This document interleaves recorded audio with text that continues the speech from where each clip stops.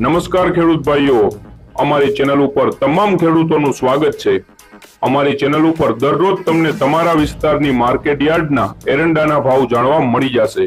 તો વધુ સમય ન બગાડતા ચાલો જાણી લઈએ તમામ માર્કેટ યાર્ડના એરંડાના ભાવ।